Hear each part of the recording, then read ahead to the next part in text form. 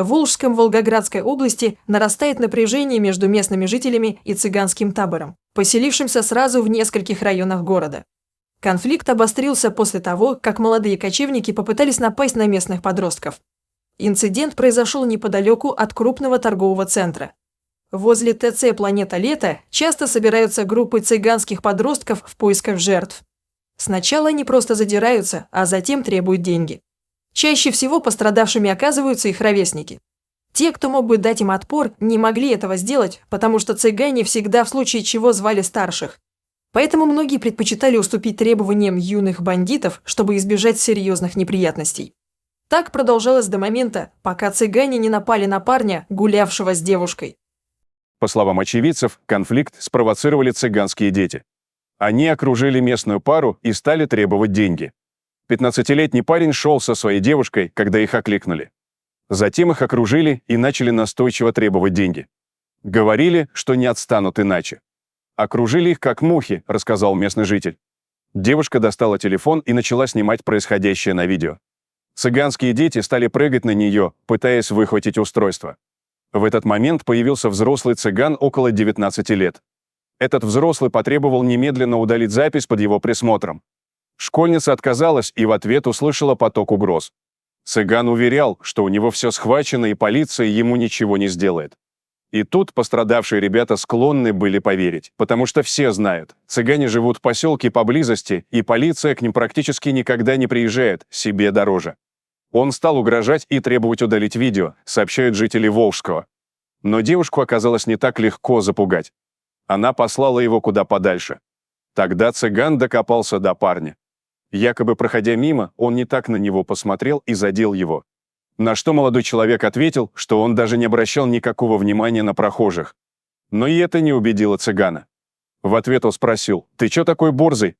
Толпа цыганских подростков явно провоцировала драку. Но парень не шел на конфликт. «Их была целая толпа, а он один», — рассказал свидетель конфликта. Пару спасло то, что девушка начала громко кричать и отогнала назойливых детей и их покровителей. Однако на этом дело не закончилось. Пострадавшие придали огласке ситуацию и опубликовали имеющиеся кадры. Родители волжских подростков обратились в полицию, начались проверки. Кстати говоря, после публикации роликов и другие жители Волжского стали узнавать в малолетних цыганах обидчиков своих детей. Вполне вероятно, что заявлений по факту вымогательства станет больше, и одними только сообщениями в соцсетях горожане не обойдутся. В итоге ситуацию с цыганами в городе взял под личный контроль Александр Бастрыкин. В телеграм-канале сообщается о противоправных действиях цыган в отношении подростков в городе Волжском Волгоградской области. Говорится, что они вымогают деньги у несовершеннолетних и угрожают им.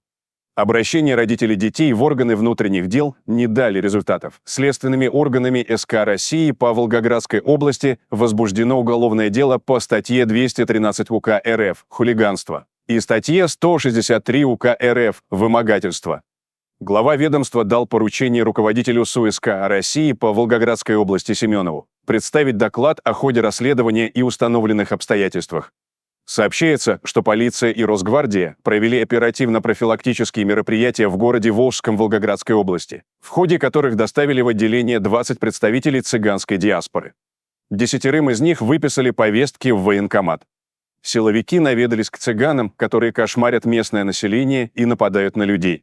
Их проверили на причастность к совершению преступлений, нахождению в розыске, а также на предмет незаконного проживания на территории города. Также сообщается, что в ходе оперативных мероприятий были изъяты 3 единицы оружия, а также боеприпасы к ним.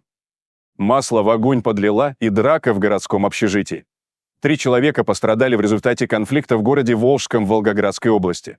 По информации местных жителей, инцидент произошел накануне, 7 ноября, поздно вечером в общежитии на проспекте Ленина. В конфликте участвовали представители цыганской диаспоры. Они живут в этом общежитии. Постоянно там наркотики продают, жалуется журналистам местная жительница. В ГУ МВД России сообщили, что в общежитии произошел бытовой конфликт. Пострадавшие оказались под колесами автомобиля, когда один из участников пытался сбежать. Вечером 7 ноября в полицию города Волжского поступило сообщение о бытовом конфликте. В помещении общего пользования городского общежития по проспекту Ленина во время распития спиртных напитков между 2 гражданами произошел словесный конфликт, переросший в драку. В результате один из участников получил легкое ножевое ранение.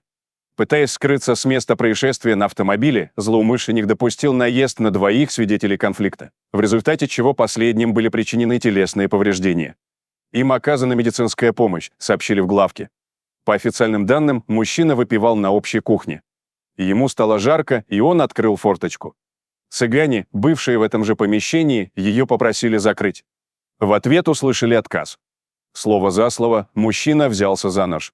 Легко ранил одного из представителей кочевого народа. Затем спустился с лестницы и попытался скрыться на автомобиле. Цыгане толпой окружили машину и пытались ее задержать, но водитель наехал и на них. Остальные постояльцы высыпали на улицу. Вызвали полицию.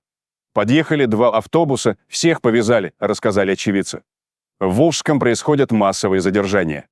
Сообщается о массовых задержаниях и стрельбе в 36-м микрорайоне. Раненых госпитализируют на каталке, сообщили авторы канала «Жесть» Волжский накануне. Было 2 машины Росгвардии, 5 машин ППС и 2 скорой помощи. В настоящее время все участники конфликта установлены. Сотрудники полиции выясняют все обстоятельства произошедшего, проводится проверка. По результатам проверки будет принято решение в соответствии с действующим законодательством, уточняют полицейские. Также сообщается, что цыган признали пострадавшей стороной, но жители не верят этой версии. В городе уверены, что цыгане виноваты в конфликте. Спровоцировали мужика, а они толпой на него напали, как всегда. Вчера иду, бабка-цыганка что-то тряпкой вытирает в общежитие. Но неспроста же, следы какие-то заметает, подозревают уроженцы Волжского. Местные не верят, что цыгане уберутся из города. Они уверены, что в полиции сидят подкупленные ими люди. На всякий случай они запрещают детям в темное время суток появляться на улице. Волжане боятся, что на их тихих улицах могут повториться события в Коркино, где 19-летний цыган напал на женщину-таксистку. Мало ли, что у них на уме. Раз они стали к местным просто так докапываться, то это до добра не доведет. У нас парни тоже молодые и горячие. Мы не хотим, чтобы началась поножовщина. Мы знаем, что у них даже дети при оружии. В школах не учатся, болтаются целыми днями у торгового центра и вымогают деньги, рассказала журналистам многодетная мама из Волжска. Тем временем масштабные рейды против цыган прошли на территории Троицка, приграничного с Казахстаном города. Ранее сообщалось, что после конфликта в Коркино туда перебрались многие цыгане. Оперативные мероприятия осуществили сотрудники УФСБ по Челябинской области.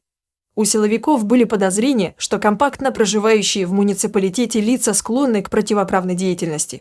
В рамках совместных мероприятий, проведенных сотрудниками регионального УФСБ и полицейскими области при силовой поддержке бойцов Росгвардии, проверено более 70 граждан по 15 адресам.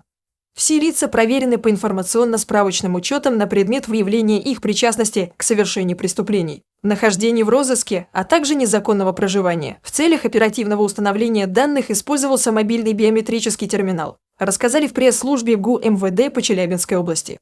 В особняках силовики обнаружили целый арсенал оружия.